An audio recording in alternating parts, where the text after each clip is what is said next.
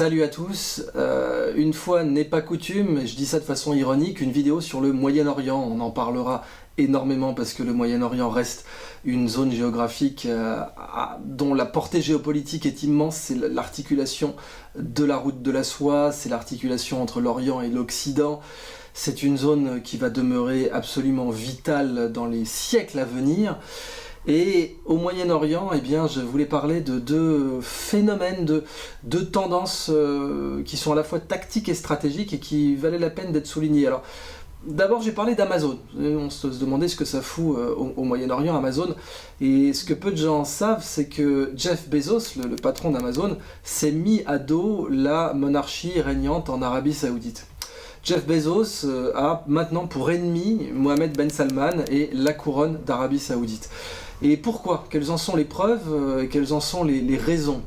Vous avez sans doute entendu parler de l'affaire Khashoggi, par laquelle les Saoudiens ont littéralement découpé un journaliste ressortissant saoudien américain dans leur ambassade en Turquie. Les preuves ont été publiées très rapidement. Ce pauvre journaliste, Jamal Khashoggi, est rentré, c'est un peu comme l'affaire Ben Barka à la belle époque de la guerre froide. Il est rentré dans l'ambassade en pensant qu'il pourrait négocier et que sa situation pourrait être régularisée vis-à-vis de la couronne, et il n'en est jamais ressorti. Et toutes les preuves ont été diffusées. Or, qui était Jamal Khashoggi? Eh bien, c'était un contributeur du Washington Post. Et le Washington Post est détenu par Jeff Bezos, je crois, depuis au moins 2013, peut-être même 2010, il faudrait vérifier, mais je pense que c'est 2013. Et le Washington Post donc appartient à Amazon. Et ce qui signifie que Jamal Khashoggi, surtout pour une affaire aussi importante, travaillait directement ou indirectement pour Jeff Bezos. Ça a considérablement emmerdé la couronne d'Arabie Saoudite, vous pouvez l'imaginer. En conséquence de quoi, Jeff Bezos a été la cible d'une attaque qui lui a coûté 30 milliards. Ça fait très mal. 30 milliards. C'est difficile de causer une attaque similaire. Dans tout un tas de pays, même en Union Européenne, on pourrait tuer pour beaucoup moins que ça. Il y a des affaires de corruption et de meurtre en Union Européenne pour des millions d'euros, pas des milliards, pas des milliers de millions. Pourquoi Jeff Bezos a perdu 30 milliards ? Eh bien parce que son téléphone a été piraté par une faille WhatsApp, et son téléphone a été piraté, ses photos personnelles avec sa maîtresse ont été publiées, et ça a mené droit à son divorce. Et son divorce, alors il faut savoir que Jeff Bezos était avec Mackenzie bien avant d'être milliardaire. Elle a vraiment joué un rôle décisif dans la construction de sa fortune et dans la construction même de sa personne. Et elle aurait pu demander beaucoup plus que 30 milliards, probablement le double pour être précis, puisque en droit américain, elle était en position de pouvoir demander, disons, la moitié de la fortune de son mari. Ils se sont mis d'accord à 30 milliards, ce qui est déjà pas mal. C'est le divorce le plus cher de l'histoire contemporaine. Et bien ça, c'est dû directement à une attaque des Saoudiens sur la personne de Jeff Bezos.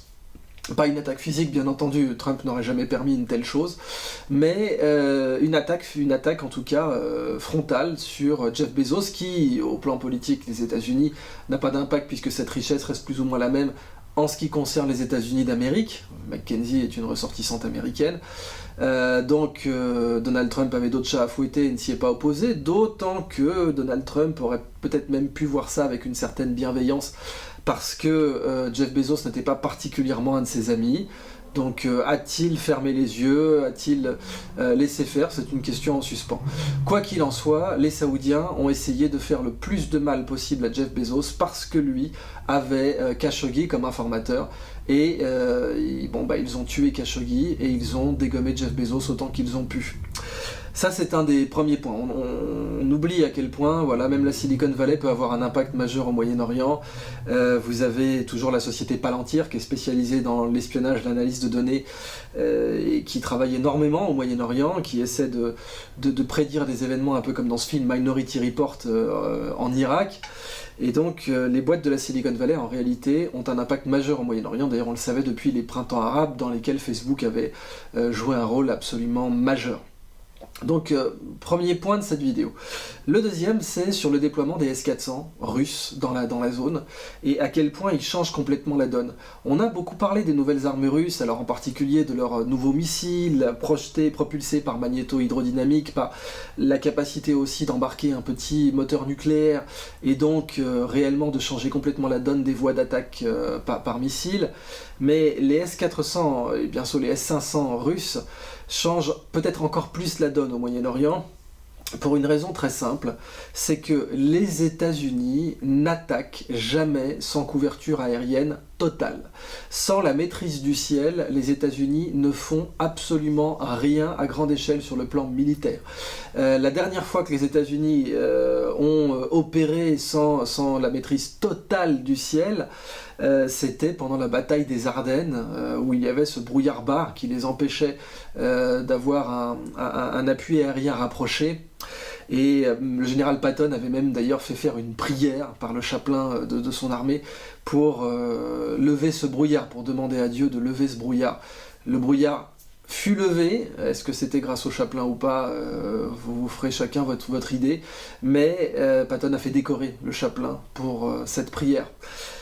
Je crois qu'ensuite les Américains se sont retrouvés aussi sans soutien aérien rapproché, quelquefois peut-être dans la bataille du réservoir de Chosin pendant la guerre de Corée, dans des situations où il y avait aussi des brouillards bas, mais autrement, les États-Unis ne mènent aucune opération militaire de grande ampleur sans avoir un contrôle absolu du ciel, absolu. C'est-à-dire que même pendant la guerre de Yougoslavie, ils se sont fait descendre un bombardier furtif, un F-117, avec la fameuse pancarte des Serbes « Désolé, nous n'avions pas vu qu'il était invisible ».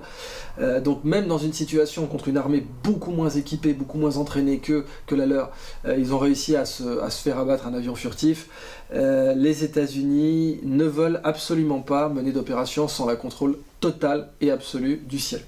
Alors l'appui aérien rapproché, c'est la base de la doctrine américaine, c'est-à-dire que la personne la plus dangereuse au sol dans l'armée américaine, c'est pas un sniper, c'est certainement pas un chef de char, c'est le type avec une radio dans le dos. Parce que lui, il peut convoquer l'enfer sur vous en 5 minutes.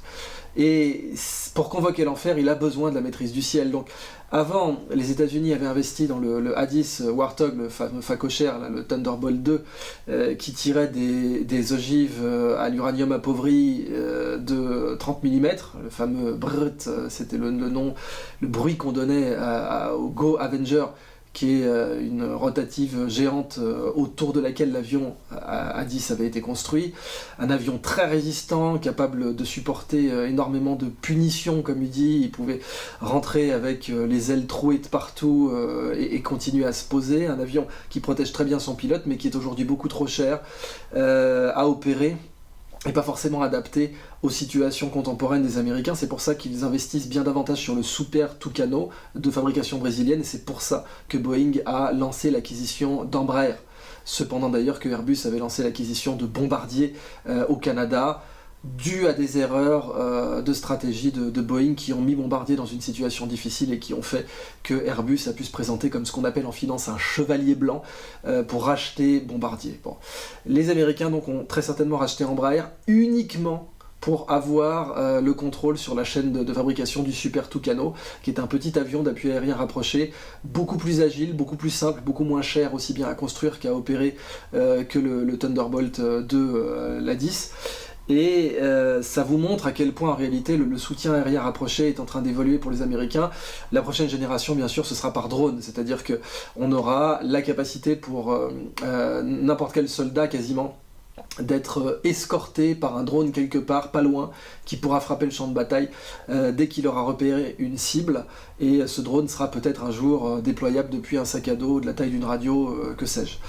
Quoi qu'il en soit, sans contrôle de ce qu'on appelle le high point en terminologie militaire américaine, donc le point le plus élevé on va dire, le haut de la colline si vous voulez en termes tactiques, sans contrôle total du ciel, les Américains ne lancent aucune opération d'envergure. Point. Ça devient des opérations de forces spéciales, ça devient des opérations clandestines ou presque clandestines, mais pas de déploiement large de leur armée et de leur matériel, qui reste la base de la politique militaire américaine, vu les dépenses majeur de défense qu'ils ont, 700 milliards par an entre le Pentagone et les autres budgets qui vont vers le Pentagone indirectement, comme le budget de l'énergie par exemple. Alors, l'arrivée de ces S-400 russes change complètement cette donne, puisque S-400 et S-500, comme leur nom l'indique, contrôlent un rayon de 400 ou 500 km. Ça signifie que les Russes sont très certainement dans les tuyaux d'autres missiles. Ce sont des dispositifs complexes qui lancent des missiles à la verticale, contrairement aux Patriotes qui vont les lancer de façon inclinée, en général autour de 45 degrés, parce que les Patriotes, c'est la fusée qui se propulse dès le lancement. Dans le cas des S-400 russes, il y a un premier lanceur qui élève le missile et qui ensuite part comme une fusée avec ses propres moteurs. Et ces missiles, donc bien sûr, même s'ils sont complexes, même s'ils sont coûteux, donnent une primauté majeure, absolument majeure aux Russes sur toute la zone et leur permet de renier le ciel à absolument qui ils veulent. Et même les Turcs aujourd'hui, qui pourtant sont en semi-guerre avec les Russes, se trouvent menacés par ces S-400. D'ailleurs, les Turcs vont probablement ne pas recevoir de livraison des F-35 américains, parce que justement à un moment donné ils étaient en négociation avec les Russes, puis ils comptaient acquérir justement des S-400. C'était aussi une manœuvre pour pouvoir les disséquer et mieux comprendre ce dispositif pour mieux s'en prémunir. Parce qu'après tout, n'importe quel dispositif peut être pris en défaut, même si les Russes ont acquis une supériorité absolument majeure dans le monde sur les systèmes antiaériens. Il faut être très clair, ils ont les meilleurs systèmes antiaériens au monde, et ils les ont développés précisément parce qu'ils n'étaient pas très chers à développer, contrairement à d'autres projets comme le F-35 qui coûtait vraiment une fortune et qui a absolument assassiné le contribuable américain. Les S-400 étaient une stratégie beaucoup plus, même s'ils sont complexes, robustes et simples à déployer.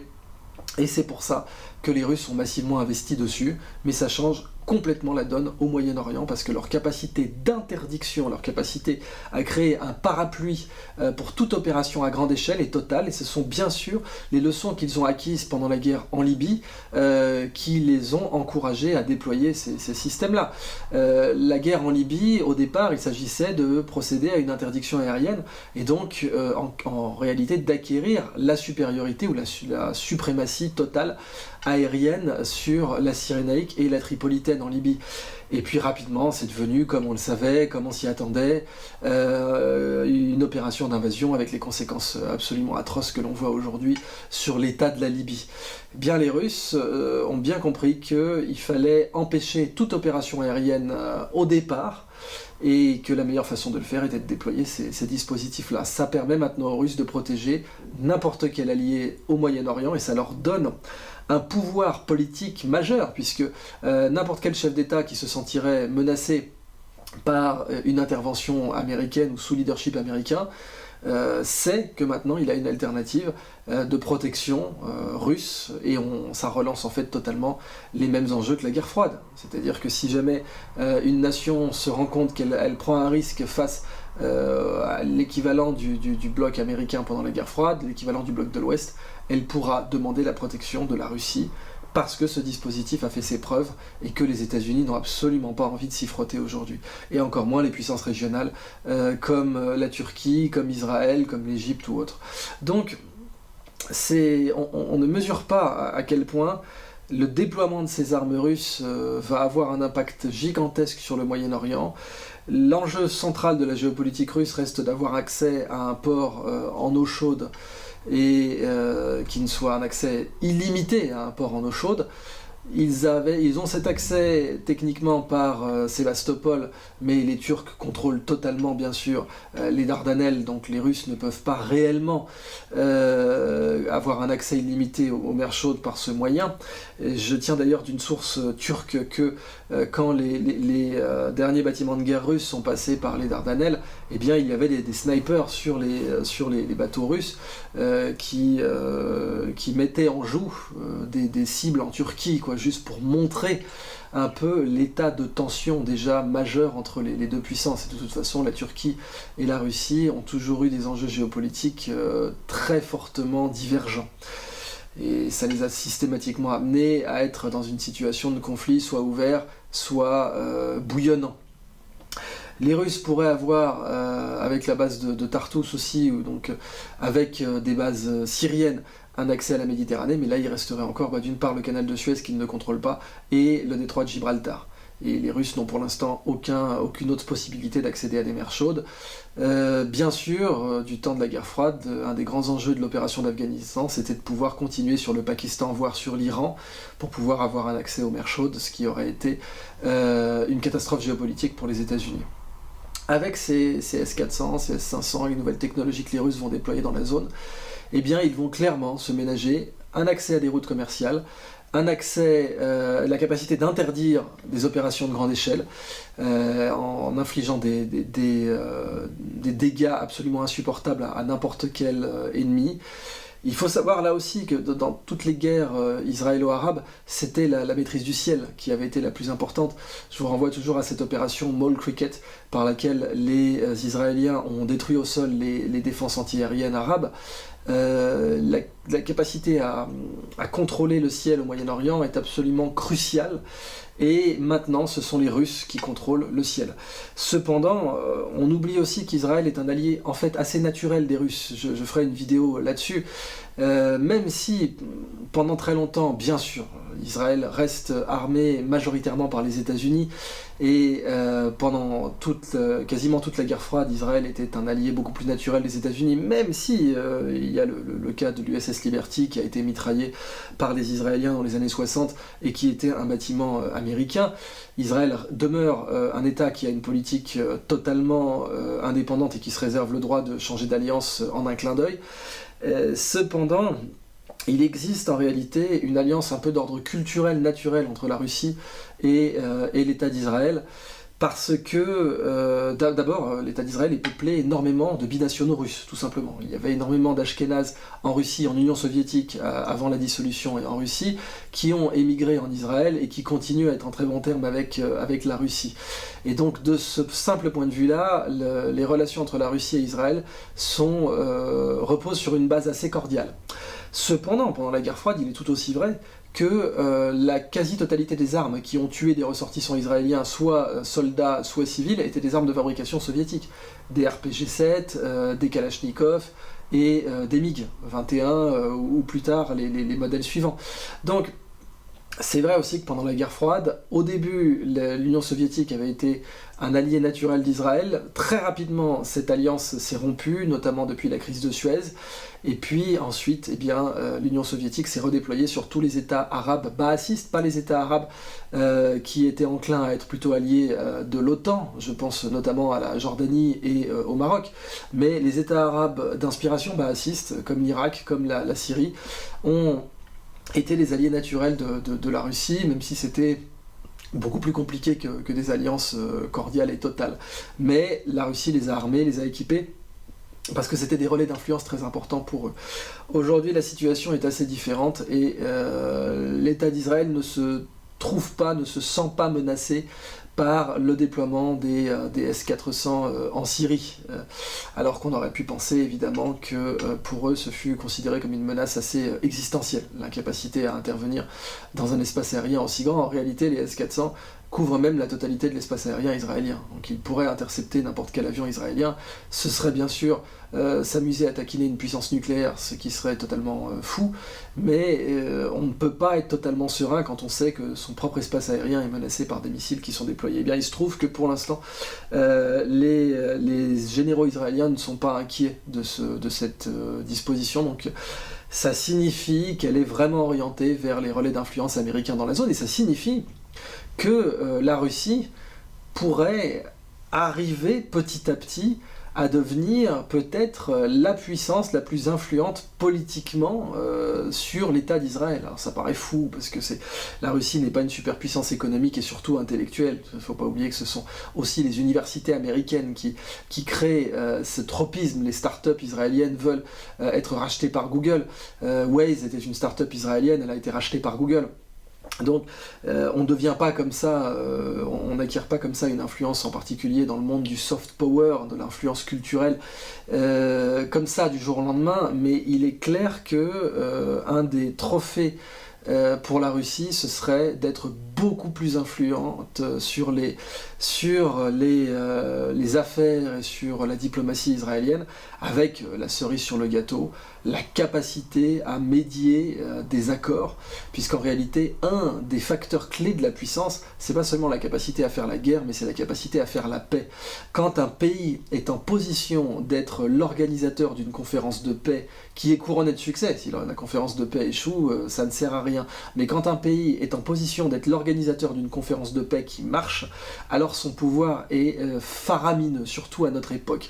Et en acquérant plus d'influence sur la diplomatie israélienne, en acquérant des relations encore plus cordiales sur les affaires israéliennes, la Russie pourrait se positionner pour d'ici 10 ans, d'ici 20 ans, les choses vont beaucoup plus vite aujourd'hui, on ne sait jamais, être en position de négocier des accords de paix stables dans la région, et ça lui donnerait une puissance absolument sans précédent.